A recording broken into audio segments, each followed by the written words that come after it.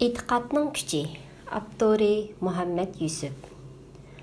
Mən burun Misirlik yazğıcı Tevfik Hakimning E'tiqad və shaxsiy manfaat degan yazmasını o'qigan edim. Esimdə qilishicha mazkur yazmada mundaq deyilgan. Bir top muridlar bir tüp daraxtni muqaddas ruh deb bilib daraxtga cho'qinayotgan ekan. Bir abid buningdan xabar tepib qattiq g'azablanibdi-da, paltisini elib berib daraxtni kesib o'tmoqchi bo'lib, o daraxtning yeniga kelibdi. Tuyuqsiz bir şeytan paydo bo'lib, uning yo'lini to'sib turib, mundaq debdi. "Hey, to'xta. Sen nima sababdan bu daraxtni kesib o'tmoqchisan? Chunki bu daraxt kishilarni ozdiryotdi. Kishilarni ozdirsa ozdiravermamdi. Ular oldini yeversin. Undaq bo'lsa qanday bo'ldi? Mening ularni yetaklash mas'uliyatim bor. Sen kishilarning erkinligini to'sib olma. Ular nima qilg'isi kelsa, shuni qilsin. Ular hazır erkin emas, çünkü ular cin şeytanlarning əfsunlarini anglayotdi. Ondaq sen ularga o'zingning ovozini anglatmoqchi o'xshamamsan? Men ularga Allohning da'vatini anglatmoqchiman. Men sana bu daraxtni hargiz kestirmayman. Men bu daraxtni kesmgichi bo'ldi qilmayman. Shuning bilan shayton Abidning kegirtigidan opdi. Abid shaytonning munguzini tutibdi. Ular qattiq elishib, oxir Abid shaytonni yengibdi. Onun üstüge minip o'ltirib, "Men sana o'zimni bir ko'rsatib qo'ymaydigan bo'lsam", debdi. Şeytan hasırab turib, "Men sening bunchalik kuchli ekanligingni hargiz o'ylamabdiman. Meni qo'yib, nima qilaman desang qilaver", debdi. Shuning bilan Abid shaytonni qo'yib o'tibdi.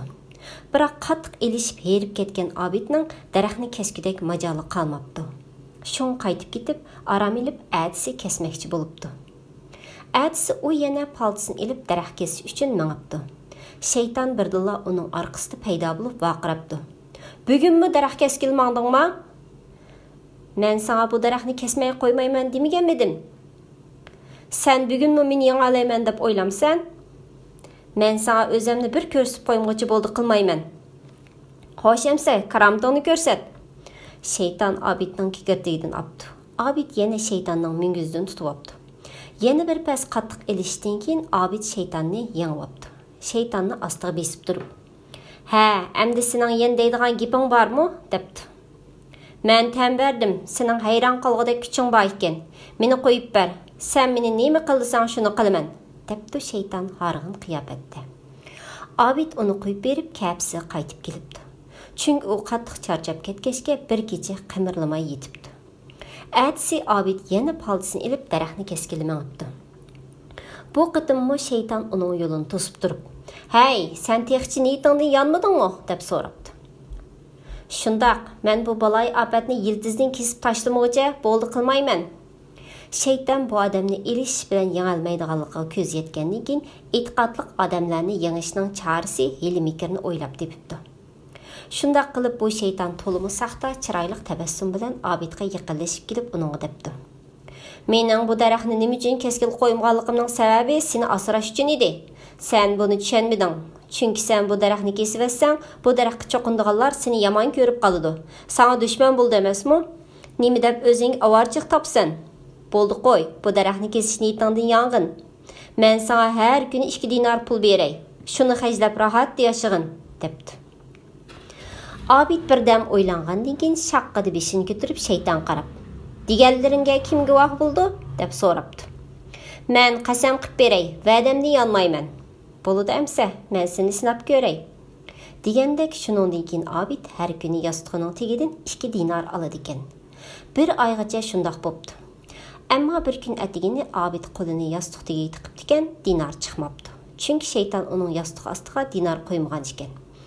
Abidning arvohi 40 kez o'rlabdi-da, o'rnidan dasturib yilqi daraxtni kesish uchun yana yo'lga chiqibdi. Yo'lda shayton uchrab qilib uningdan so'rabdi. "To'xta, qayoqqa mangding yana?" "Daraxt keskili", deb javob beribdi Abid. Shayton uni masxir qilib qattiq kulib ketibdi-da va "Sana berilgan dinarni to'xtatib qo'yganim uchun daraxtni kesiman demsan?" "Yo'q. Men bu gunoh manbasini yildizdan qumurib tashlab, kishilarning dilini iymon nuri bilan yo'ritaman. Sen tıxı kişilərinin dilini yo'rtamsan, sening bu turqing bakmi kulkulik bilindi", deb masxara qilibdi shayton.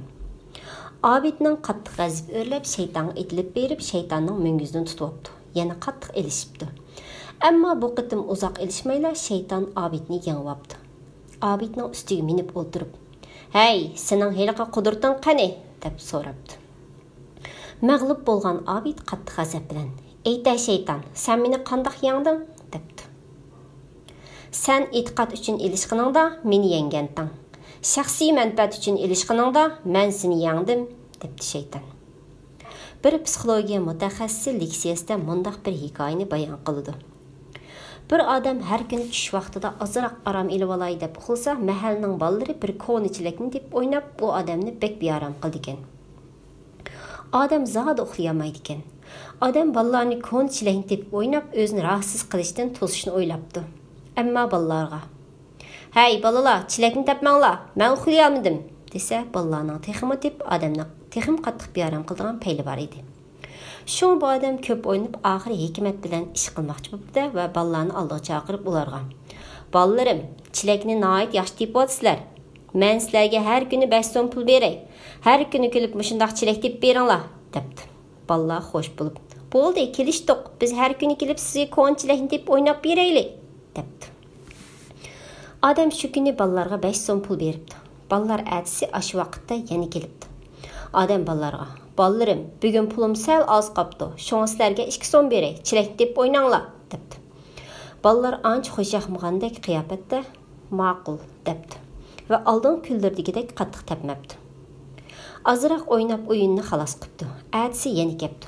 Odam bolalarga, "Bolalarim, bugun pulim faqatli qolmabdi. Shunga sizlar xafa bo'lmay shu ko'nichilikni bekaga deb o'ynab bergan bo'lsanglar ekan", deb ulardan o'tinibdi.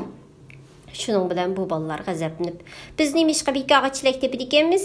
Bo'ldi, tepmaymiz", deb ketib qopdi. Shu kundan e'tiboran u bolalar yilqi odamning mahallasida chilak tepib o'ynamabdi. Demak, bolalar o'z ko'ngil xo'shligi bilan ko'ni chilakni deb o'ynaganda, ular bu ishidan huzur olgan.